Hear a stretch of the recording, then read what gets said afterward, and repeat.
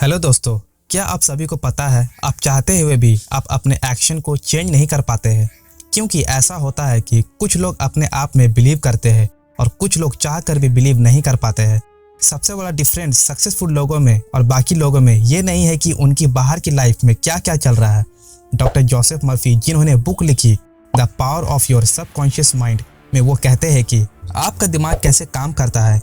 एक बूढ़ी औरत को यकीन हो चला था कि उसकी याददाश्त चली जाएगी, मगर उसने अपने दिमाग को यही यकीन दिलाए रखा कि ऐसा कुछ भी नहीं होगा, बल्कि वे खुद को यकीन दिलाती रही कि उसका याददाश्त दिन ब दिन बढ़ती जा रही है। अब ये उसका मजबूत विश्वास ही था कि सच में उसके साथ ऐसा ही हुआ।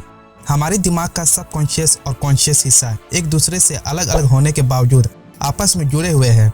जो कुछ आप सोचते हैं कि वो अपने कॉन्शियस माइंड वाले लेवल से सोचते हैं, और जो चीज़ भी आप करते हैं, छोटी से छोटी चीज़ आपके कॉन्शियस लेवल को अफेक्ट करती है।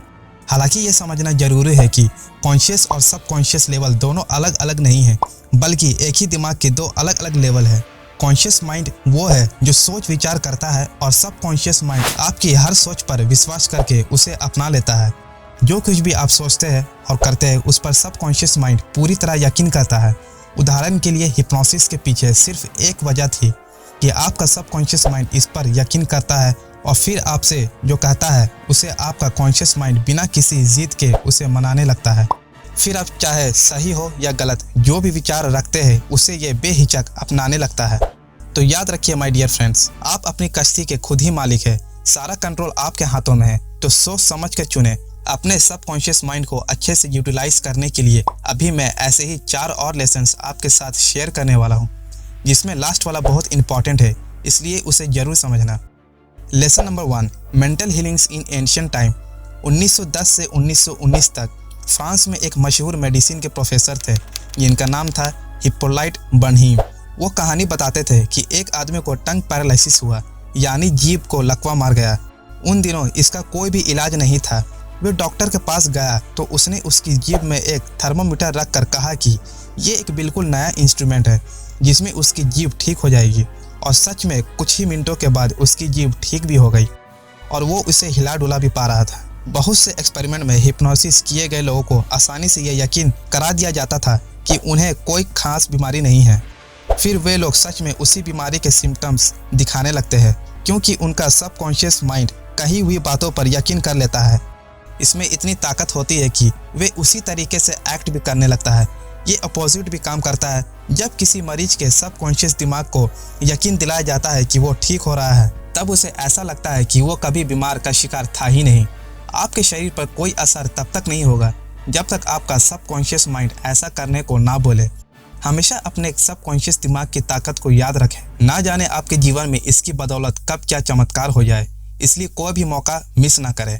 आज हम अपने सबकॉन्शियस माइंड की पावर से काफ़ी वाकिफ है, मगर हम में से बहुत से लोग इसका सही इस्तेमाल करना नहीं जानते हैं। उन्हें ये पता नहीं होता कि इसकी ताकत से कैसे अपनी ज़िंदगी को बदला जा सकता है।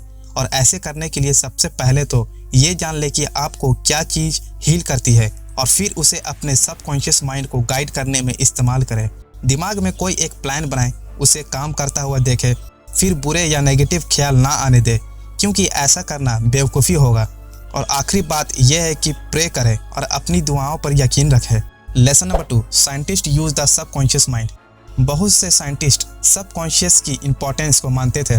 एडिसन, मार्कोनी, आइंस्टाइन और बाकी बहुत से साइंटिस्ट अपने सबकॉन्शियस की आवाज़ सुनते थे, और इसका उन्हें बहुत फ़ायदा भी हुआ। फ्रेडरिक वॉन एक बहुत फेमस केमिस्ट थे। वो एक बार मॉलिक्यूलर स्ट्रक्चर के ऊपर में रिसर्च कर रहे थे। उन्हें समझ नहीं आ रहा था कि 6 हाइड्रोजन एटम 6 कार्बन एटम के साथ कैसे मिलके एक स्ट्रक्चर बना सकते हैं, जिसे बेंजीन कहते हैं। और ये चीज़ उन्हें बहुत कंफ्यूज कर रही थी।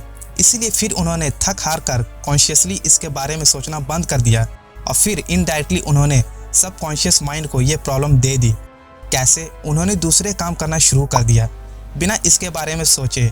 और यही करते रहने की वजह से कुछ दिनों के बाद जब वो बस में ट्रैवल कर रहे थे, तो उनके दिमाग में सडनली एक पिक्चर आई, एक स्नेक की जो अपनी ही पूंछ को काटने की कोशिश कर रहा था, और एक पिन व्हील जैसी स्ट्रक्चर फॉर्म करते हुए उनके दिमाग में एक फेमस स्ट्रक्चर बना, जिनका नाम था बेंजीन, जो आज केमिस्ट्री में हर एक स्टूडेंट पढ़ता है। इसके कुछ दिनों के बाद उन्हें अपने सबकॉन्शियस माइंड का इस्तेमाल करने का प्रॉब्लम को सॉल्व करने में काफ़ी मदद मिलती थी। और इतना ही नहीं, कई बड़े ग्रेट आर्टिस्ट, राइटर्स, सिंगर्स अपने सबकॉन्शियस माइंड का इस्तेमाल करते हैं अपने इंस्पिरेशन के लिए। निकोला टेस्ला एक ब्रिलियंट इलेक्ट्रिकल साइंटिस्ट थे। निकोला टेस्ला को जब भी कोई आइडिया आता था तो वे अपने ख्यालों में ही उसका इन्वेंशन कर लेते थे। वे जानते थे कि अपने सबकॉन्शियस का इस्तेमाल करके वो चाहे जो बना सकते हैं। उनका दिमाग इस पॉइंट पर पहुंच चुका था कि किसी भी डिज़ाइन के इन्वेंशन होने से पहले ही उनके दिमाग में उस डिज़ाइन का डिफेक्ट नज़र आ जाता था। इसलिए इन्वेंट करने से पहले वे डिज़ाइन इस तरह बनाते थे कि उनमें कोई डिफेक्ट ना रहे, जिससे उनका पैसा और वक्त बर्बाद होने से बच जाता था। Lesson number 3, practical techniques in mental healings. जब गोल्डन गेट ब्रिज बना तो इंजीनियरिंग कंपनी के पास एक प्लान था। इस प्लान में पहली बार स्ट्रेस और स्ट्रेन की बात कही गई थी जो ब्रिज पर पड़ सकता था। तब उन्होंने एक मजबूती पूरी तरह से आइडल ब्रिज के बारे में सोचा और उसे प्रैक्टिकल टेस्ट किया गया। ये सारे स्टेप्स ऑर्डर में किए गए और कोई भी स्टेप्स पहले या बाद में नहीं अपनाया गया, वरना ब्रिज पूरी तरह नाकामयाब रहता। नंबर 1, इनमें से सबसे पहली टेक्निक है पास ओवर टेक्निक। सिंपल तरीके से अपने विचारों और इच्छाओं को अपने सबकॉन्शियस माइंड में रखते जाए ताकि आप किसी भी तरह की सीकनेस दूर कर पाए। जैसे कि कोई छोटी सी लड़की जिसका गला खराब है और बुरी तरह खांस रही है, वे अगर खुद से मजबूत इरादे से कहे कि मेरी बीमारी जा रही है, ये दूर हो रही है, तो घंटे भर बाद ही सच में वो ठीक महसूस करने लगेंगी। नंबर 2, दूसरी सिंपल टेक्निक है विजुअलाइजेशन टेक्निक। आप विजुअलाइज करके अपने दिमाग में तस्वीर रचकर ऐसा कर सकते हैं जो आप चाहते हैं वैसा हरदम ख्यालों में रखें। आप अपने फ़ोन या लैपटॉप पर उसकी वॉलपेपर लगाकर भी ऐसा कर सकते हैं, या फिर एक ड्रीम बोर्ड भी बना सकते हैं, या सपने की फ़ोटो कार्डबोर्ड में लगा कर रखें और रोज़ उसे देखें। आखिरी में आती है स्पेलिंग टेक्निक, जिसमें जब आप सो रहे होते हैं तो आपका बॉडी का एफर्ट और स्ट्रेस कम होता है।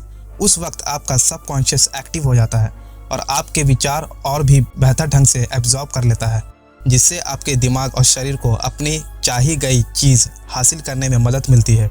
इसीलिए ऑटो सजेशन और विजुअलाइज के लिए सोने से बिल्कुल पहले का टाइम सबसे बढ़िया रहता है। Lesson number 4, the tendency of the subconscious is life word. लेखक रॉबर्ट लुइस स्टीवेंसन हर रात सोने से पहले कुछ करते थे। वे सोने से पहले अपने सबकॉन्शियस माइंड को उन सारी कहानियों से भर देते थे जो उन्हें लिखनी होती थी, और इस तरह वे कहते थे कि उनकी सबकॉन्शियस माइंड की डीप पावर उन्हें एक बढ़िया कहानी पूरी तरह तैयार देती है, जिसे बाद में वे लिख लेते थे। उनकी इस बात से पता चलता था कि हमारी सबकॉन्शियस ताकत कितनी ज़बरदस्त होती है। ज़्यादातर बच्चे हेल्दी और स्ट्रॉन्ग पैदा होते हैं, ये बहुत आम बात है, मगर बीमार पड़ना और कमज़ोर होना नॉर्मल नहीं है, क्योंकि ये लाइफ स्ट्रीम के खिलाफ है। सेल्फ प्रिजर्वेशन हम इंसानों की सबसे स्ट्रॉन्ग होती है। फेड्रिक एक ऐसा लड़का था जिसे पोस्ट की बीमारी थी, जिसे स्पाइन का ट्यूबरक्लोसिस भी कहा जाता है।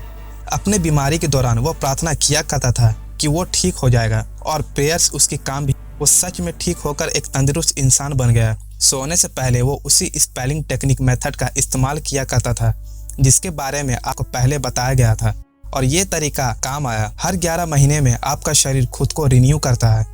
अपने नेगेटिव विचारों को पॉजिटिव में बदलिए, क्योंकि यही स्ट्रीम ऑफ लाइफ है कि हम हेल्दी रहे, स्ट्रांग बने रहे और बिना किसी नेगेटिविटी, डर, एंजाइटी और जलन की भावना से दूर रहे, क्योंकि ये आपको बहुत सी बीमारियों का शिकार बनाती है। और इन सब से बचने के लिए हमेशा पॉजिटिव सोचें। अगर आपको इस बुक से कुछ सीखने को मिला है तो आप मेरे इस वीडियो को लाइक कीजिए, शेयर कीजिए, सब्सक्राइब कीजिए और इस बेल आइकन को जरूर प्रेस कीजिएगा। Thank you and God bless you all.